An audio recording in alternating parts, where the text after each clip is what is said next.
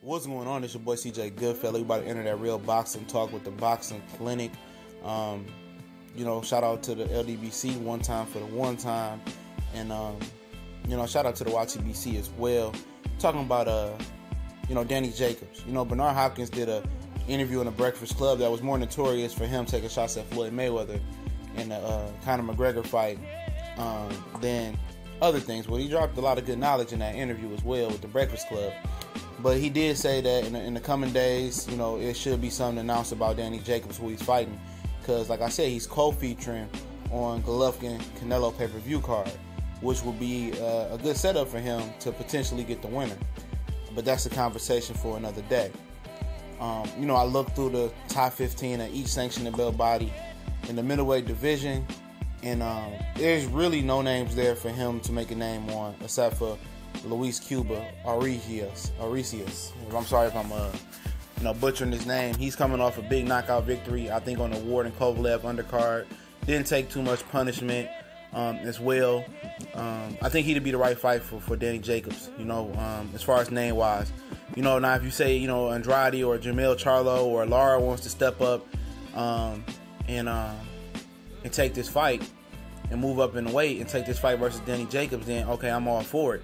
Which it couldn't be out the realm of possibility. I know Jamel Charlo has a fight with Erickson Lubin coming up, but I think it would be good for him to step up and fight Danny Jacobs, and make a name for himself and move up. He's a big kid, but I think he wants to rule junior middleweight and let Erickson Lubin just fight for that vacant belt, because it just makes no sense. I don't think Lubin's ready, but that's a whole conversation for another day. Lara ain't been doing nothing. Why not step up and fight Danny Jacobs? He talk a lot of shit. He was willing to step up and fight Triple G. Why not Danny Jacobs? That's an easier fight for him, in my opinion. Or, Demetrius Andrade wants to jump up, but that's an Al Heyman fighter, and he just doesn't, he offered him a career high payday versus Jamel Charlo a couple years back. He didn't want it. So not foreseeing somebody jumping up or somebody dropping down like Caleb Plant and fight Danny Jacobs to get an opportunity. Because, all those would be pretty much easy to make besides Demetrius Andrade, because he's the only one that's not a Al Heyman, advised or managed fighter. But Caleb Plant, I think that might be too dangerous for Danny Jacobs for this fight. But it'd be good exposure for Caleb Plant. He's an excellent boxer. He's fighting anywhere between 68 and 160 pounds. But I think, as far as the middleweight rankings go, this fight is better for him. All the other names like Curtis Stevenson, Tommy Langford coming off knockout losses. Curtis is in jail with the mob ties. So this would be an interesting fight. I don't know if Cuba wants to take it. Luis Cuba out of Milwaukee, Wisconsin. But I think it'd be a good opportunity. I think the opportunity couldn't pass. I think his name got to be in there. He's a name, I guess, that some people know in the boxing community.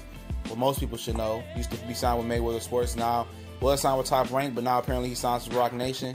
And why not? Why not put him in there with Danny Jacobs? Danny Jacobs has been knocked down by feather-fisted puncher Sergio Mora.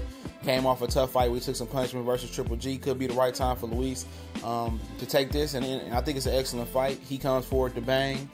Danny Jacobs can bang. Cuba seems to have a good chin. So, why not? Why not? It's better than any other fight out there that look like it could be made at middleweight. But we gone.